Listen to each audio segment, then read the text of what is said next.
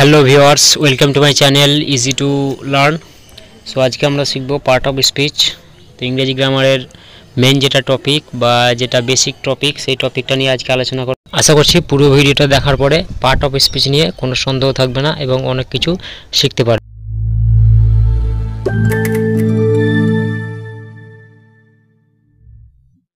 আমাদের প্রত্যেকের কাছে একটা মোবাইল আছে। সেই মোবাইলটা কি কি জিনিস নিয়ে তৈরি সেটা নিয়ে আগে চলো ডিসকাস করি। অবশ্যই মোবাইলে একটা প্লাস্টিক বডি থাকবে, তারপরে থাকবে কি, তারপরে থাকবে ব্যাটারি, তারপরে ডিসপ্লে, তারপরে ক্যামেরা, চার্জার পয়েন্ট, তারপরে থাকবে গ্লাস, তারপরে পিডিএ, তারপরে মাদারবোর্ড, এইসব নিয়ে একটি মোবাইল কিন্তু তৈরি। তো মোবাইলের এগুলা কি হয়, এগুলো হচ্ছে এক একটা পার্ট। তাহলে এগুলিকে আমরা অবশ্যই একটা পার্ট বা অংশ বলি। তো এগুলি মোবাইলে আছে মানে এগুলি মোবাইল পার্টস নাকি, এগুলি মোবাইলে আছে মানে এগুলি mobile parts. Battery, display, camera, charger point, এগুলো সব হচ্ছে মোবাইলের একটা পার্টস। ঠিক তেমনই আমাদের কথার মধ্যে বিভিন্ন পার্টস বা অংশ থাকে। আমরা যেমন কথা বলি, সেই কথার মধ্যে কিন্তু এক একটা পার্টস ওই কথার মধ্যে বা বাক্যের মধ্যে থাকে।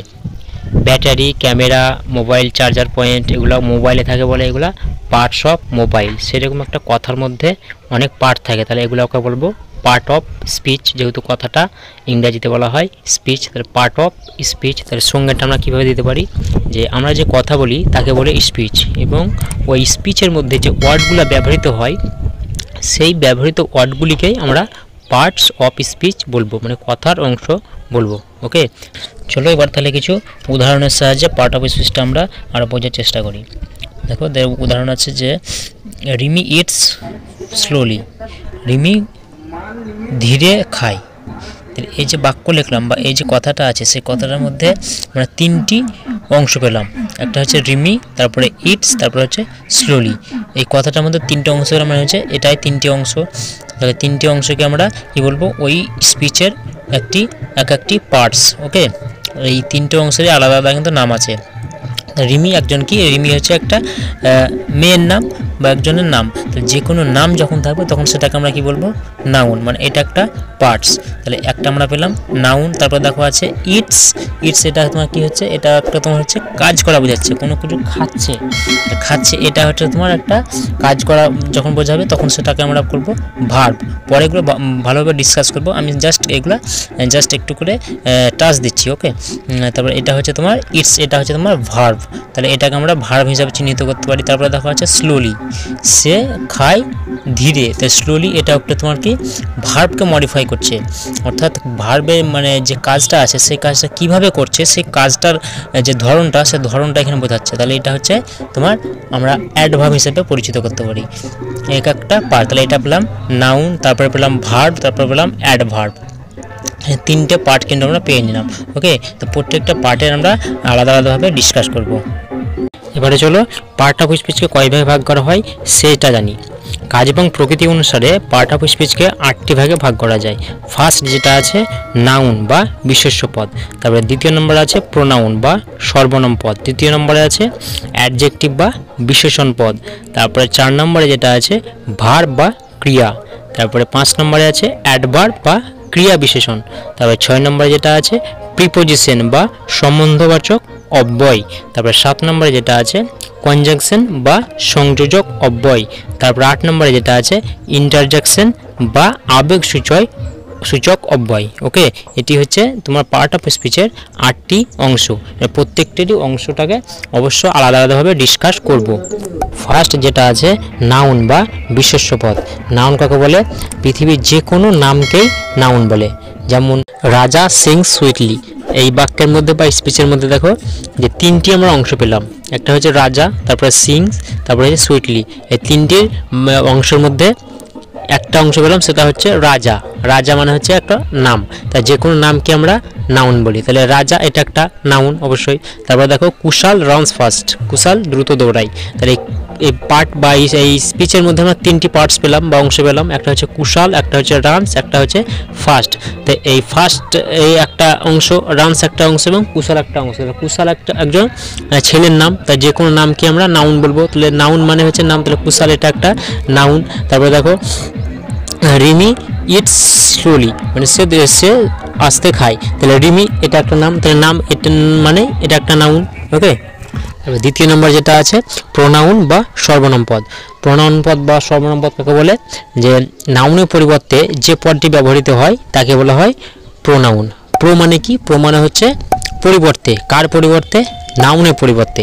নাউনের পরিবর্তে যে পদ ব্যবহৃত হয় তাকে বলা হয় প্রোনাউন। কিছু উদাহরণ দেখো, যেমন কুশল রানস ফাস্ট, কুশল দ্রুত দৌড়ায়। আবার দেখো লিখলাম হি গো টু স্কুল, সে স্কুলে যায়। আবার দেখো লিখলাম হি প্লেজ ফুটবল, সে ফুটবল খেলে। তাহলে এই তিনটি বাক্যের মধ্যে ফার্স্ট যেটা ইউজ করলাম কুশল, সেই কুশল একটা নাম, তার পরিবর্তে দেখো ইউজ করেছি হি। তাহলে হি এখানে তোমার কার পরিবর্তে ইউজ করলাম? কুশলের পরিবর্তে। কুশল একটা নাম, নামের পরিবর্তে আমরা হিটা ইউজ করলাম, হি গো টু স্কুল। তারপরে আবার দেখো হি প্লেজ ফুটবল। এবার যে দুটো পরপর বাক্য লিখলাম, এই দুটো বাক্য কিন্তু আর ওর নামটা ইউজ করলাম না, মানে কুশলটা ইউজ করলাম। কুশলটা ওর নামের পরিবর্তে আমরা হিটাকে ইউজ করলাম, ওই হিটাই হচ্ছে আমাদের প্রোনাউন। ওকে, তাহলে এবার বলতে পারি যে প্রোনাউনটা আমরা ইউজ কেন করব। যেমন এখানে কুশল রানস ফাস্ট এরকম যদি করতে পারি, বা Kushal eats rice, Kushal play football, তারপরে কুশল গো টু স্কুল। তাহলে বারবার আমরা কুশল নামটাকে বারবার রিপিট করছি, তাহলে একটা কি স্মৃতিকটুর লাগছে। তা সেটাকে স্মৃতিমধুর করার জন্য আমাদেরকে প্রোনাউনটা ইউজ করতে হবে। সেটার জন্য আমরা এটাকে হি, ছেলেদের যদি মানে সেটা যদি ছেলেদের ক্ষেত্রে হয় তাহলে আমরা হিটাও ইউজ করব, আবার যদি মেয়েদের ক্ষেত্রে হয় সেটা আমরা সি ইউজ করব। যেমন দেখো রিমি ইটস রাইস, তারপরে দেখো লিখলাম she go to school, she plays badminton, এভাবে করতে পারি। তাহলে ছেলেদের থাকলে আমরা হিটা ইউজ করব এবং মেয়েদের থাকলে সেটা সি ইউজ করব। ওকে, নেক্সট 3 নম্বরে যেটা আছে সেটা আছে অ্যাডজেক্টিভ বা বিশেষণ। তো এই বিশেষণটা কি, চলো কিছু উদাহরণ দিই, তারপর আমরা সংজ্ঞাটা লিখবো। ওকে, দেখো লিখলাম যে কুশল ইজ এ গুড বয়, কুশল একজন ভালো ছেলে। হি হ্যাজ 2 পেটস, মানে তার 2টো পোষ্য আছে। এখানে দেখো নামটা আমরা ইউজ করলাম কুশল, মানে এটা একটা নাউন। তা নাউনের পরে দেখো লিখলাম ইজ এ গুড বয়, তাহলে গুড মানে হচ্ছে আমরা এখানে ভালো। তাহলে নাউনের কোনো একটা জিনিস এখানে এক্সট্রা ইনফরমেশন দিচ্ছে বা এখানে সেটার একটা গুণ প্রকাশ করছে, তখন আমরা সেটাকে বলবো অ্যাডজেক্টিভ বা বিশেষণ। তাহলে গুড এটা একটা বিশেষণ। আমরা দেখো লিখলাম হি হ্যাজ 2 পেটস, মানে তার দুটি পোষ্য আছে। তাহলে এখানে তার যে পোষ্য আছে সেই সংখ্যাটা এখানে মানে সেই সংখ্যাটা এখানে ইঙ্গিত করছে। তাহলে কোনো একটা সংখ্যা যদি বোঝায় তাহলে সেটাকে আমরা কি বলবো? সেই সংখ্যাটাকে আমরা বলবো অ্যাডজেক্টিভ। এখানে দেখো হিটা ইউজ করেছি, মানে এটা একটা প্রোনাউন। তাহলে আগে বললাম যে নাউনের পরিবর্তে নাউনের পরে আমরা গুডটাকে ব্যবহার করেছি, এরপরে দেখো ব্যবহার করেছি প্রোনাউনের পরে, মানে নাউন অথবা প্রোনাউনের পরে যেটি ব্যবহৃত হয় সেটাকে আমরা অ্যাডজেক্টিভ বলবো। আমরা পরে আসছি সংজ্ঞাটা কাকে বলে। আবার দেখো লিখলাম the old man is walking slowly, মানে এই বৃদ্ধ লোকটি একটু আস্তে হাঁটছে। ওকে, তাহলে এখানে দেখো ওল্ড ম্যান, এখানে দ্য ওল্ড ম্যান, তাহলে ওই যে বৃদ্ধ সম্পর্কে একটা এক্সট্রা ইনফরমেশন দিচ্ছে, সে কেমন, তার অবস্থা, তার গুণ, সেই গুণটা এখানে প্রকাশ পাচ্ছে। সে কেমন, সে হচ্ছে বৃদ্ধ, তাহলে তার একটা গুণ প্রকাশ পাচ্ছে, তাহলে সেটাই আমরা বলবো অ্যাডজেক্টিভ। যখনই কোনো নাউন বা প্রোনাউনের একটা গুণ বা সংখ্যা বা অবস্থা প্রকাশ করবে তখন সেটাকে আমরা অ্যাডজেক্টিভ বলবো। আবার দেখো Rimi is a beautiful girl, Rimi একজন সুন্দর মেয়ে। তাহলে এখানে দেখো রিমির পরে দেখো ইউজ করেছি বিউটিফুল, মানে নাউনের পরে আমরা বিউটিফুলটা ইউজ করেছি। তাহলে নাউনের পরে যেটা ইউজ হয়েছে বিউটিফুল সেটা হচ্ছে অ্যাডজেক্টিভ। আবার এইরকম হয় যে নাউন বা প্রোনাউনের পূর্বেও সেটা ব্যবহৃত হয়। কেমন দেখো, যেমন এ বিউটিফুল গার্ল, একটি সুন্দর বালিকা।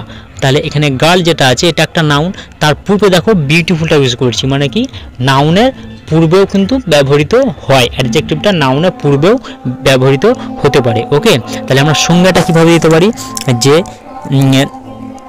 যে ওয়ার্ড কোনো নাউন বা প্রোনাউনের পরে অথবা পূর্বে বসে সেই নাউন বা প্রোনাউনের দোষ, গুণ, সংখ্যা, পরিমাণ, অবস্থা ইত্যাদি প্রকাশ করে তখন তাকে আমরা অ্যাডজেক্টিভ বা বিশেষণ পদ বলবো। ওকে, কি বললাম, যে ওয়ার্ড কোনো নাউন এর পূর্বে বা পরে অথবা প্রোনাউনের পূর্বে অথবা পরে বসে সেই নাউন বা প্রোনাউনের দোষ, গুণ, সংখ্যা, পরিমাণ, অবস্থা ইত্যাদি প্রকাশ করবে তখন তাকে আমরা অ্যাডজেক্টিভ বলবো। ওকে, তো আজকের ভিডিওটা আমরা আর বড় করব না।